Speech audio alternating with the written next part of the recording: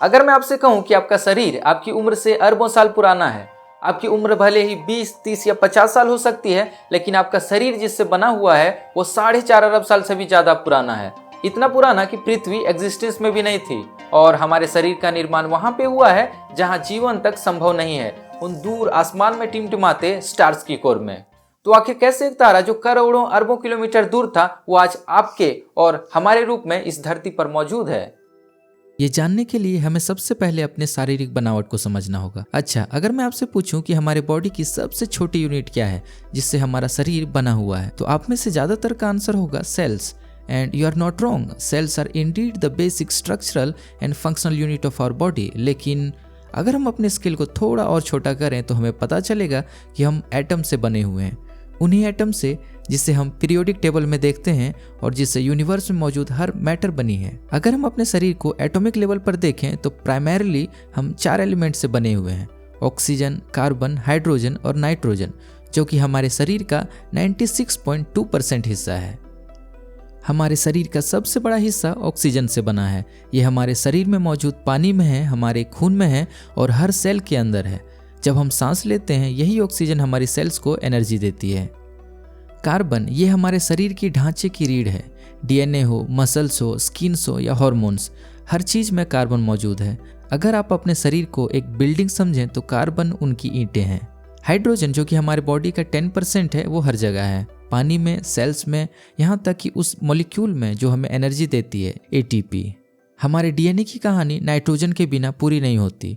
Protein, amino acids, enzymes सब nitrogen की वजह से संभव है। इन 4 प्राइमरी एलिमेंट्स के अलावा 3.7% सेकेंडरी एलिमेंट्स हैं, जैसे कि कैल्शियम, फास्फोरस एंड सल्फर, जिनसे हमारी हड्डियां बनी हुई हैं, और 0.1% है trace elements like zinc, copper and iron, जो हमारे खून में मौजूद हैं। इन सारे एलिमेंट्स से या तो हमारा शरीर बना हुआ है या हमारे शरीर को चलाने के लिए बहुत ही ज्यादा इंपॉर्टेंट है। But the real question is, आखिर ये एलिमेंट्स आखिर आए कहां से?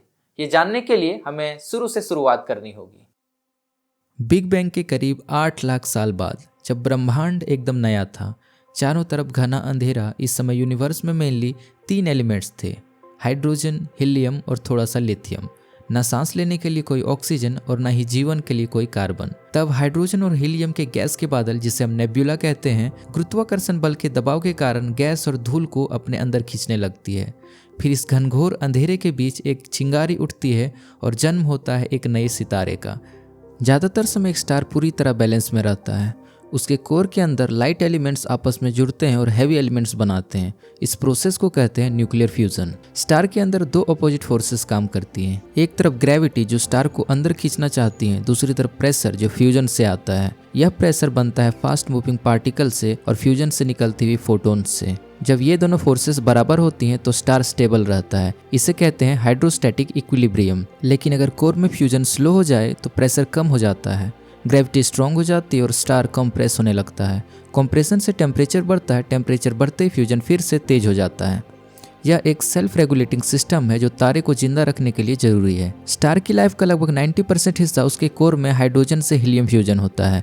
सन जैसे स्टार्स में यह होता है प्रोटॉन प्रोटॉन चेन से, और मैसिव स्टार्स में यह होता है CNO साइकिल से, जो बहुत फास्ट हैं और टेम्परेचर सेंसिटिव है। जब कोर का हाइड्रोजन खत्म हो जाता है तो फ्यूजन स्लो पड़ जाता है, कोर कंप्रेस होता है और टेम्परेचर 100 मिलियन केल्विन तक पहुंचता है। अब शुरू होता है हीलियम बर्निंग। 3 हीलियम न्यूक्लियाई मिलकर कार्बन बनाते हैं, जिसे कहते हैं ट्रिपल अल्फा प्रोसेस। कार्बन आगे हीलियम से मिलकर ऑक्सीजन बनाता है। लो मास स्टार्स यहीं रुक जाते हैं और एंड में बनते हैं व्हाइट ड्वार्फ। लेकिन मैसिव स्टार्स यहीं नहीं रुकते। उनका कोर इतना हैवी होता है कि ग्रेविटी लगातार कंप्रेस करती रहती है। जैसे ही एक फ्यूल खत्म होता है, कोर और ज़्यादा कंप्रेस होता है और टेम्परेचर और बढ़ जाता है। इससे नेक्स्ट फ्यूल इग्नाइट हो जाती है। इस तरह स्टार के अंदर एक लेयर बाय लेयर फ्यूजन शुरू हो जाता है। यह स्ट्रक्चर बिल्कुल अनियन के जैसा होता है। सबसे बाहर की लेयर में अब भी हाइड्रोजन बर्निंग चल रही होती है। यह लेयर सबसे कूल होती है और सबसे ज़्यादा टाइम तक चलती है। हाइड्रोजन लेयर के नीचे हीलियम बर्निंग सेल होता है। यहाँ हीलियम फ्यूज होकर कार्बन और ऑक्सीजन बनता है। इससे नीचे आती है कार्बन बर्निंग लेयर। यहाँ कार्बन फ्यूज होकर नियॉन, सोडियम और मैग्नीशियम बनता है। टेम्परेचर यहाँ लगभग 600 मिलियन केल्विन होता है।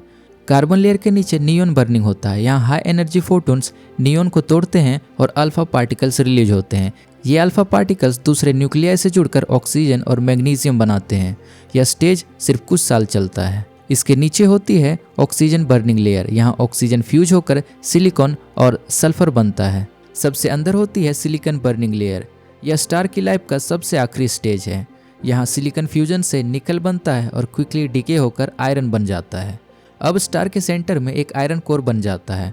आयरन को फ्यूज करने से एनर्जी रिलीज नहीं होती है, एनर्जी बनना बंद हो जाती है। अब प्रेशर फिर गिर जाता है और ग्रेविटी जीतने लगती है। जब आयरन कोर का मास 1.5 टाइम्स सन के मास तक पहुंचता है, जिसे हम चंद्रशेखर लिमिट कहते हैं, तो कोर कोलैप्स करता है। तारा अब खुद को संभाल नहीं पाता, उसका कोर धमाके से कोलैप्स होता है और पूरा तारा फटकर बनता है एक सुपरनोवा।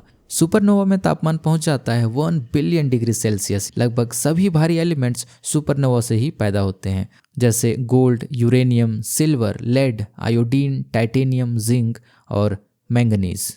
तारा इतनी तेजी से विस्फोट होता है कि इन एलिमेंट से बने हुए बादलों के गुब्बार लाखों किलोमीटर्स तक स्पेस में भटकते रहते हैं और एक दिन ग्रेविटी इनको एक साथ इकट्ठा करती है और इनसे बनते हैं नए नए स्टार्स और प्लैनेट्स। करीब 4.5 अरब साल पहले हमारा पूरा सोलर सिस्टम भी उन्हीं तारों की अस्थियों से बना था। आज आप जितनी भी चीज़ों को अपने आसपास देखते हैं, चाहे वो पेड़ हो या पौधे, कभी ना कभी स्टार्स के फॉर्म में स्पेस में टिमटिमाया करते थे।